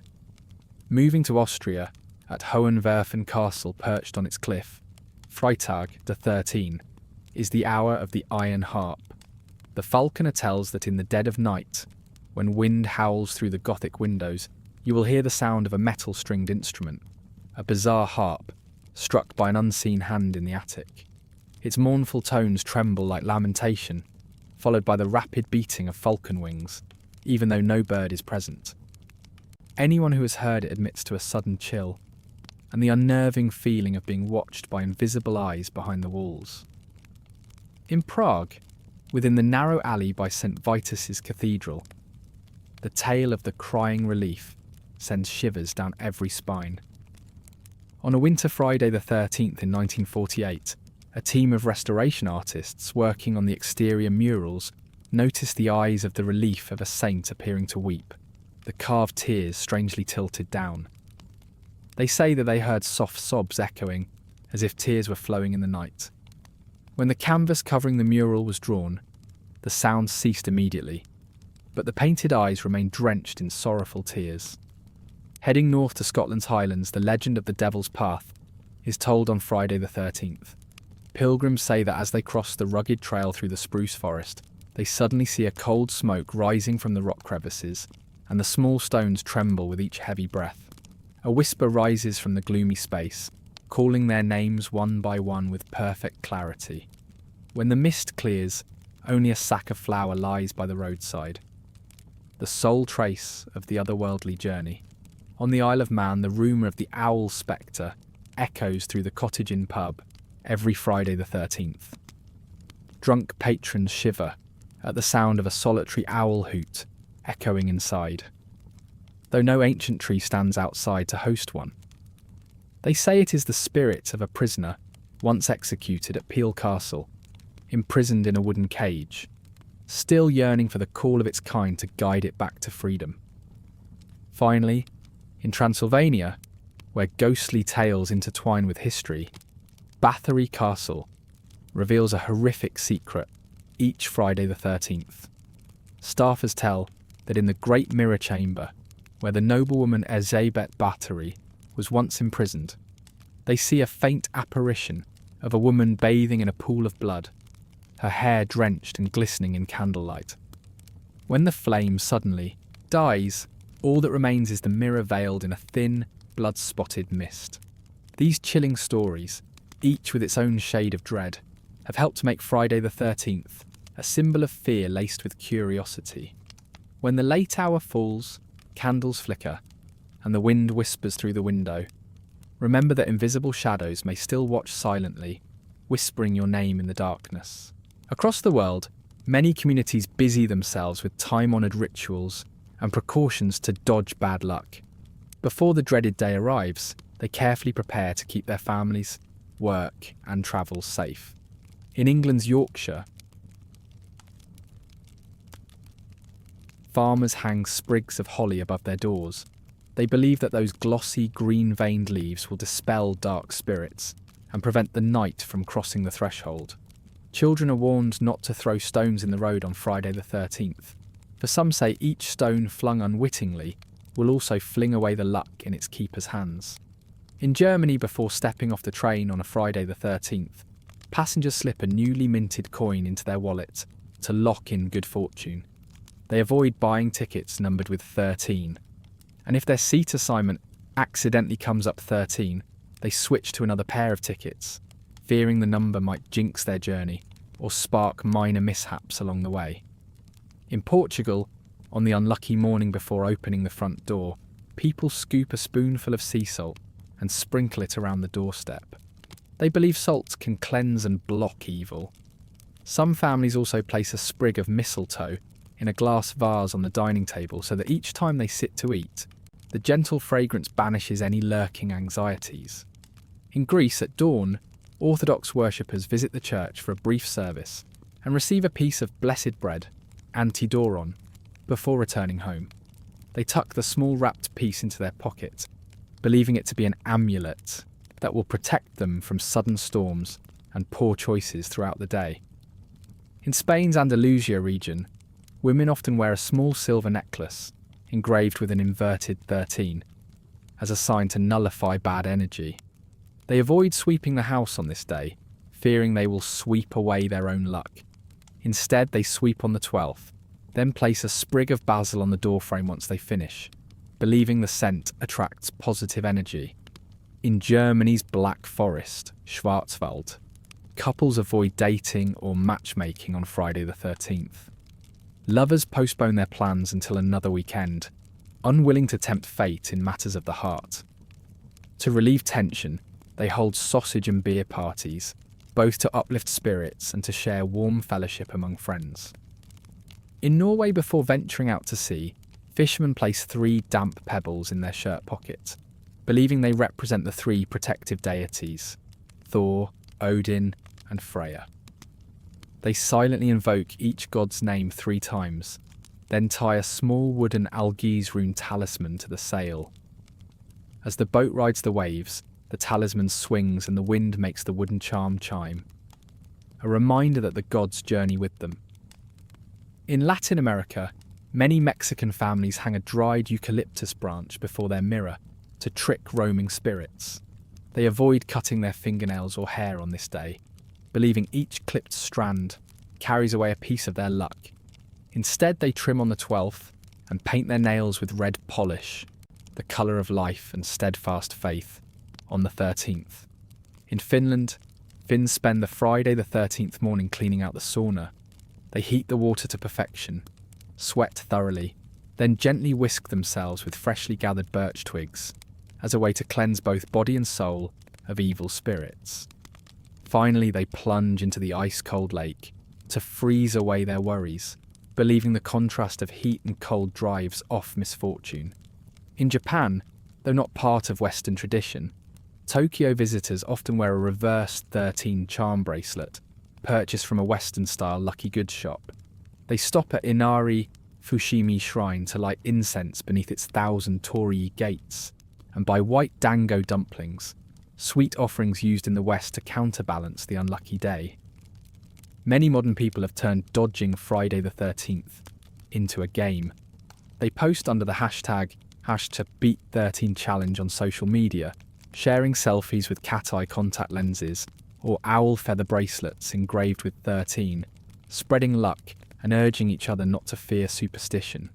Some even live stream 24-hour bad luck detox sessions, laughing and joking to transform the unlucky day into one of mental strength. Farther into Provence, lavender farmers at the foot of the Luberon Hills gather every remaining blossom, dry them into fragrant sachets, and distribute them to neighbours. They believe lavender essential oil is not only pleasant but also a biological shield, that deters evil spirits from entering the home. The small sachets hang in bedrooms, window curtains are drawn to broadcast their scent like an invisible screen. In London city offices, important meetings are forbidden on this day. They reschedule presentations, move project kick-offs to another weekday, and even set alarms earlier to avoid Friday the 13th lunchtime. Some tech companies joke, if you see meeting Friday 13 on your calendar, just switch it to Friday 14. In Paris, morning joggers habitually carry a stone from the banks of the Seine, washed clean under the previous night's moonlight. As they cross the Alexandre III Bridge, they rub the stone lightly along the railing, as if drawing on sea god's strength to power them through the day ahead. Across the United States, many small business owners display a decal of a black cat ringing a silver bell, the inverse symbol of bad luck, on their storefronts, emblazoned with welcome luck. They print worker caps with the slogan 13, bring it on, turning the once feared date into a badge of courage. In Tokyo, though not rooted in native culture, residents often buy Western-style reversed 13 charm bracelets from lucky goods shops. They visit Meiji Shrine to light incense beneath its 1,000 torii gates, and then purchase white dango dumplings, sweet offerings meant to counterbalance the unlucky day. Heading to Australia, coastal fishermen in New South Wales paint a stylised sun on each boat's prow, symbolising fresh energy. They believe that no matter how wild the seas, that sun will guide their way and dispel Friday the 13th's gloomy clouds. In South Africa's KwaZulu-Natal, Zulu communities light 3 oil lamps arranged in a triangle at their doorsteps, called Relebogile Light, Light of Hope. Each lamp represents the past, present, and future, affirming that life is not determined by a single unlucky moment.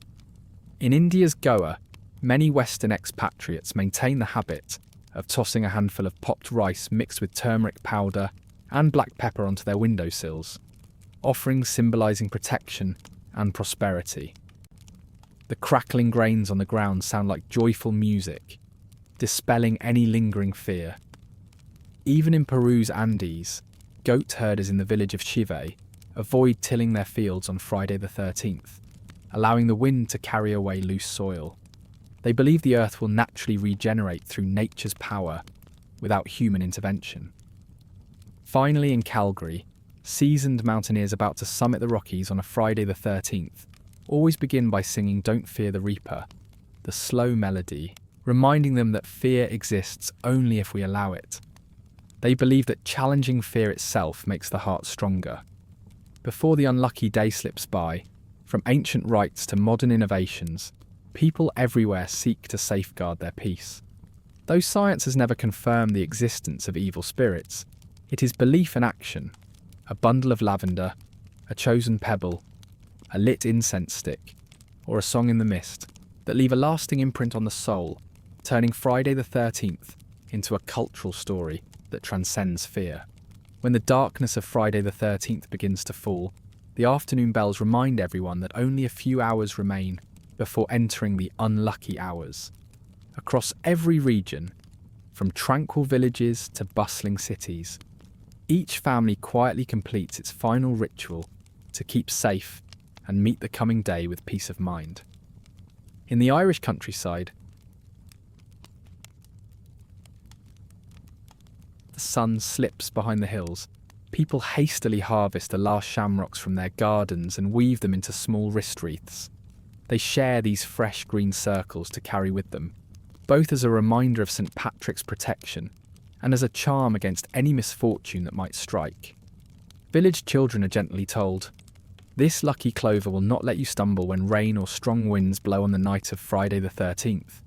Travelling north to Scandinavia, deep in the Finnish lakeside villages around Inari, each family lines up smooth river pebbles along their doorstep and pours a little homemade pine resin oil over them.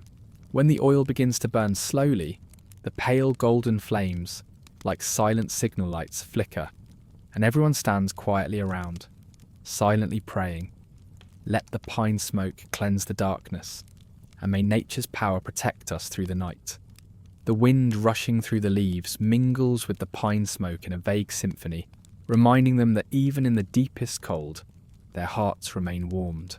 On the sun-slanted cliffs of Santorini, though they do not share ancient Western traditions, the local gypsy community still devotes the last afternoon before Friday the 13th to frightening away bad luck. They gather around an outdoor fire, using traditional windpipes and drums to beat a circle around a shattered mirror laid face down in the earth. As the drum beats grow urgent, they flip the mirror up, its four corners glowing with firelight.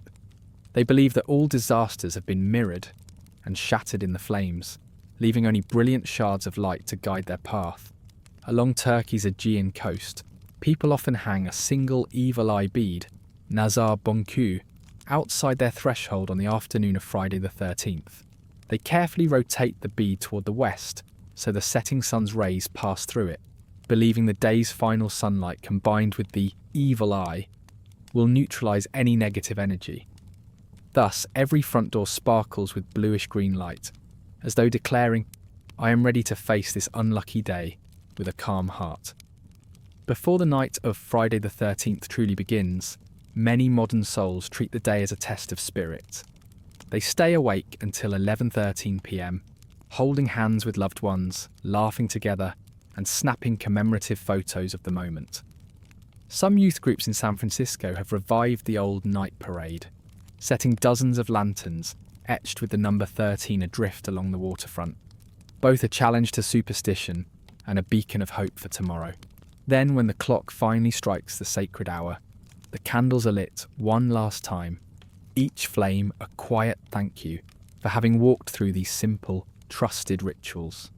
In the warmth of the firelight and the soft prayers whispered by every family, Friday the 13th, though steeped in shadowy lore, becomes an occasion for people to come together, share their faith, and turn misfortune into a celebration of inner strength. Would you like to hear a story about Friday the 13th? A chilling and intriguing tale. Listen closely, then sink into a deep sleep. Dylan Matthews strode up the creaking wooden staircase in the house his grandfather left him on the outskirts of Chicago. Outside, the autumn wind rattled the maple leaves, hurling dry patches across the porch. Today was Friday the 13th, the exact centennial anniversary of the day this house was completed. Since inheriting the place, Dylan had rarely returned. His memories of it were only a worm-eaten wooden cabinet, grey mottled walls, and the damp attic where his grandfather stored old boxes of books. But last week, Dylan had received a mysterious phone call. "Come home before tonight if you still want to know the truth." No name, no number. Just that brief message that sent a quiet tremor through his chest. Dylan set his suitcase down in the living room and slowly opened the old leather diary on the table. It had belonged to his grandmother, beginning in autumn 1925. He flipped to the first page. The ink was blurred. Friday the 13th, October 1925. Today my parents received the keys to our new home. The first painting hung on the living room wall is of a strange family with deep black eyes. Before he could read on, a firm knock sounded on the front door. Dylan jumped. Outside, the yard was as dark as ink. Only a street lamp's pale glow filtered through the window. He cracked the door open and saw only an unsealed white envelope on the doorstep. Inside was a yellowed postcard photograph. The Matthews family, his grandparents, on the day the roof was framed, but conspicuously missing a third face. Scrawled beside it in black ink were the words, "Not everyone survives until today." Dylan's heart pounded. He shut and locked the door tightly, pressing his back against the wood to steady his breath. His mind reeled with half-forgotten memories. His grandfather's laughter, leading him up to the attic. His grandmother's lullaby in the second-floor room. Then the night's darkness reflected in the windows made his spine chill. He returned to the table and glanced at the next entry in his grandmother's diary. Friday the 13th, October 1945. Today little Margaret disappeared. We searched everywhere, finding only the small footprints of her old leather shoes on the living room floor, leading straight to the back door. Her laughter still echoes in my head. Margaret was Dylan's aunt, who vanished at age 8. His grandmother never recovered from that loss and died when Dylan was 10. His grandfather, broken by grief, left the house deserted. Now Dylan stood in the home's shadows, smelling the dampness and lingering fireplace smoke. He straightened his sleeves and decided to climb to the attic, where he once heard faint footsteps in the night. Each wooden step groaned as if protesting, yet Dylan pressed on. His flashlight beam cut a narrow path through the gloom, until it fell on a small wooden door marked in faint relief. Margaret. His hand trembled as he turned the knob and pushed it open. Inside the attic lay stacks of wooden chests, their seams sealed. He knelt and lifted the lid of the nearest box. Inside was a child's woolen outfit, once blue-silver, but now stained yellow, and a pair of tiny leather shoes. In one dusty corner, a small charcoal cross had been drawn. A chill crept down Dylan's spine. In the sudden silence he heard a whisper, like a feeble lullaby. P, pa, re. His heart seemed to stop. He stumbled backward, bumping into the next chest, wood scraping against wood. He pried open another box and felt porcelain under his fingers. A doll, its painted eyes wide with terror, its cloudy pupils fixed on Dylan. The doll wore a tattered white dress embroidered with 13 in red thread. Its porcelain lips were parted, a smudge of dried mint caught between its tiny teeth. Dylan breathed heavily, snatched the doll, and then dropped it to the floor. It hit with a crack, exposing a small folded scrap of paper tucked inside its hollow body. He drew a steadying breath and unfolded it at once. She is still here, waiting for her parents to come. Before he could process this, the attic door slammed shut behind him. Darkness pressed in on his shoulders as wind whistled through the eaves and rattled the loose planks. His heart racing, Dylan noticed a narrow crack in the attic floor, glowing with a muted light. Beneath it came the sound of scuffling feet, as if someone were climbing up. His flashlight flickered down the crack, revealing a pair of small bare feet dusted with grime. The feet of a child emerging from below, inching toward Dylan. He backed away, leaning on the door, just catching sight of a threadbare blue-silver sweater through the gloom. In the distance came a child's sob. "Daddy!" Dylan wiped his tears away, bracing himself against the wooden door and shouted, "Margaret! If that's you, stop!" But his cry echoed into emptiness, met only by the clumsy rustle of advancing footsteps. Growing ever closer, the attic door jerked open just enough for a faint sliver of light to seep in. Dylan pressed his back against the wall, heart pounding, breath quick. The small footsteps drew closer, then stopped right under the stairs. A child's voice, soft and trembling, called out, "Daddy, please come down here with me." Dylan didn't know how to respond, eyes fixed on the darkness below. It was all so sudden, so horrifying. He blurted out, "Margaret, is that you? It's been so long." No answer came, only a low sigh that hissed through the wooden crack. Dylan backed away, then decided to crawl down, slipping through the gap. The musty smell and cold air wrapped around him. Beneath the stairs, he pressed his ear to the floor and heard her heartbeat. Faint, trembling. "I'm here," Margaret whispered. Dylan fumbled in his pocket for the lighter his grandfather had given him. He flicked it open, and a small flame danced, illuminating the child's face. Her golden curls askew, her eyes deep and black as empty holes, her features blurred. She wore that same rumpled blue-silver sweater, clutching the cracked porcelain doll. Dried blood stained the doll's neck in dark streaks. Margaret broke into a shrill laugh, then wiped her hand across her lips. "Daddy, Mummy, they've forgotten me already." Dylan trembled, clutching his head to stifle nausea. He thought he heard his grandmother's cries in the girl's eyes, her sobs echoing in the diary's pages. He gripped the lighter tightly, the flame wavering. The wind whistled through the gap as the flame guttered. "I want our family together," Margaret sobbed, locking eyes with him. "But they left me long ago."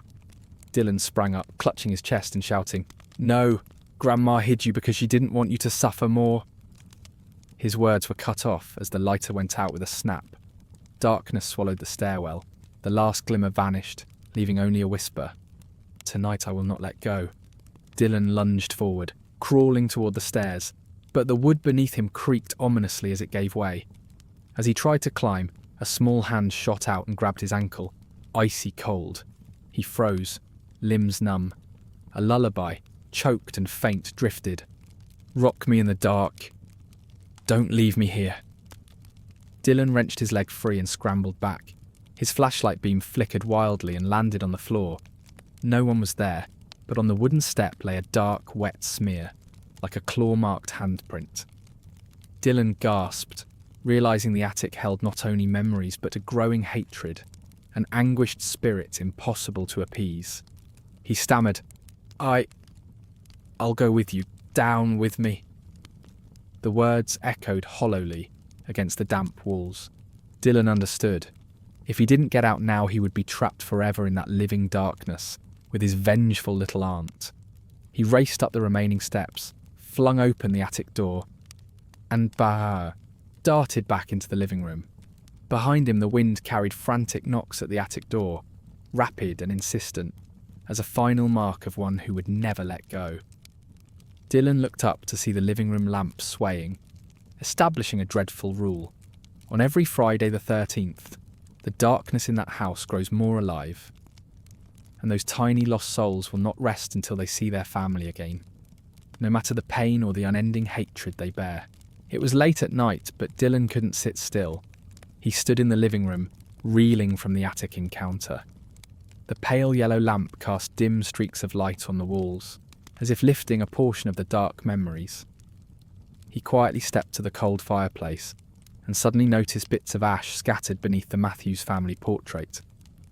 Kneeling, Dylan gently brushed aside the ash and discovered a thin slip of paper stuck behind the frame. He held it up to his flashlight. It was a letter written in his grandmother's shaky handwriting. At the top it read, October 13th, 1945, and the words were brief but painful. "If you are reading this, it means the truth can no longer be hidden. Margaret never left this house. I placed the last kiss on her forehead before. God will perhaps not forgive our sin."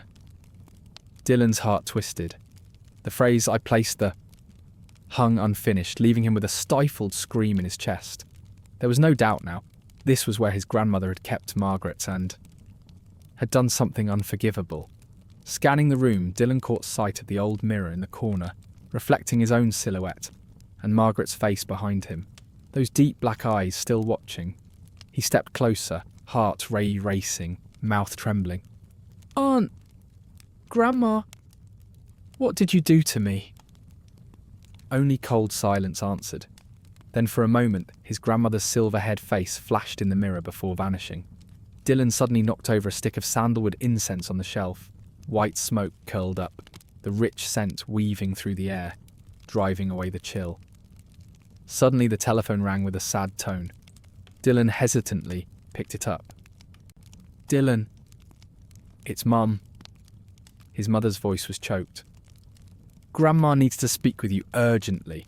He knelt, setting the phone on his lap and gently patting it, as if to comfort. "Mom, I'm so scared." His mother's faint voice answered. "You have to come home right away. Don't leave Grandma alone." Dylan took a deep breath, telling himself he would face the truth. He grabbed the lighter, took one last look around the room, and headed for the door. The sandalwood candle still burned softly, like a sign of hope. Morning light filtered through the cracked window of the old Jeep, rousing Dylan Matthews beside the empty highway shoulder. In the back seat, the letter and the faded Matthews family photograph trembled with each bump. He slowly started the engine and steered toward his grandmother's old house, where every secret about Margaret would finally be revealed. The road wound through dry cornfields, dust rising in autumn gusts as golden leaves fluttered along the roadside. Dylan's heart raced. Each small bridge over a parched canal seemed to echo memories of countless families who'd faced a Friday the 13th before him. He wondered what his grandmother would say about the torn diary in his hands, about his grandmother's unfinished words. Arriving at the rusted iron gate, Dylan stopped the Jeep and, hesitating, called softly into the silent morning. "Mom, I'm almost there. Only the engine's idle answered as he cut it off. The gate creaked open onto a moss-grown stone path. Dew still clung to the maples lining the walkway, marking the descent of autumn. His grandmother's two-storey wooden house with its red tile roof lay hidden beneath ancient trees. Dylan opened the porch door, the floorboards groaning underfoot, and saw his grandmother seated in an armchair, her gaze heavy with sorrow. She wore a faded pink sweater and held the embroidered blanket Dylan had given her long ago. "You're back, Dylan," she whispered, her voice trembling like dry leaves. She beckoned him to sit beside the cold fireplace. On the small table lay the old leather diary, open to the middle, where his grandmother's pen had stopped mid-sentence. "God will perhaps not forgive our sin." Dylan handed her the letter and the photograph, his voice thick. "Grandma, please tell me the truth. Why did Grandma—" His grandmother drew a slow breath, lips quivering, tears in her eyes. "Little Margaret. She didn't just vanish.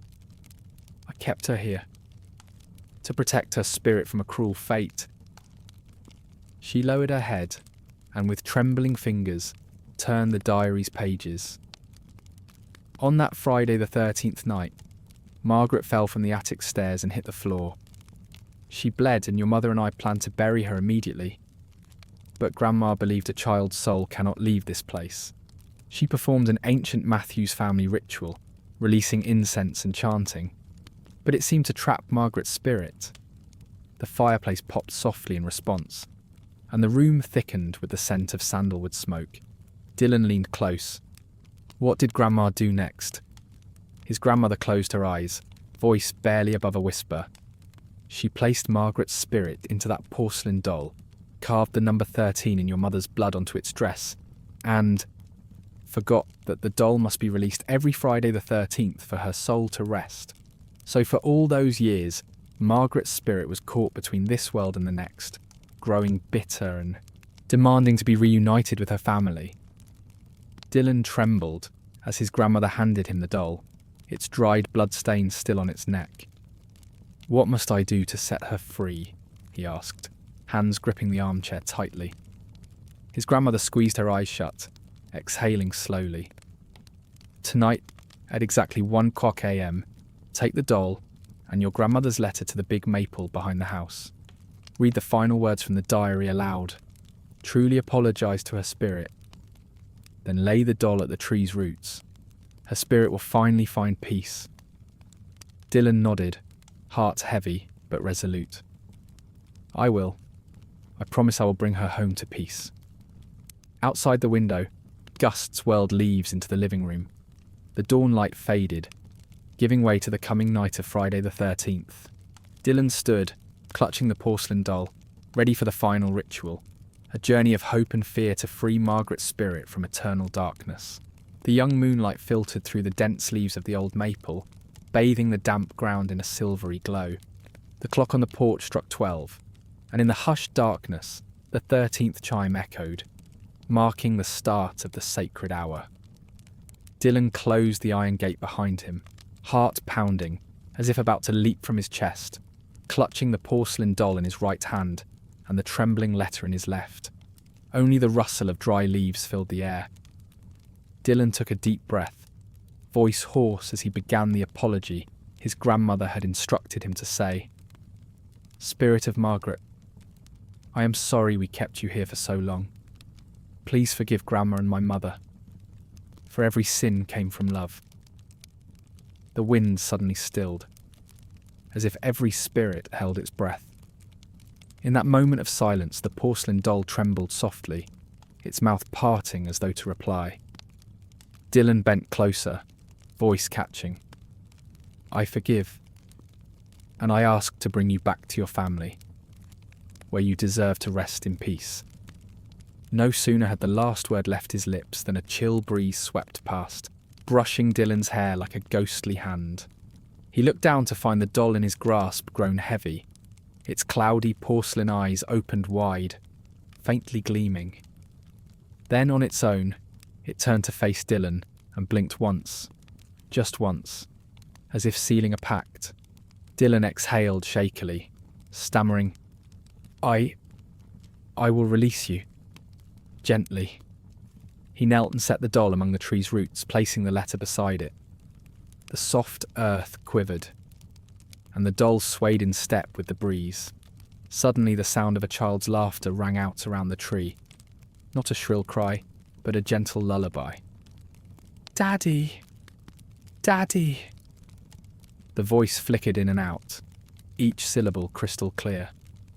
Dylan recoiled, tears welling in his eyes, staring at the doll. Its porcelain face curved into a faint, serene smile. Then the doll tipped over and shattered into countless gleaming shards. Each fragment fell like a shower of tiny stars. At the same moment, the letter ignited, azure flames crawling over every word before vanishing completely, leaving no trace of ash. A powerful gust tore through the night, sweeping past the tree and carrying a final whisper. You are free. A curl of white smoke spiraled upward, then dissipated, leaving only the hollow hush and a faint scent of chrysanthemum.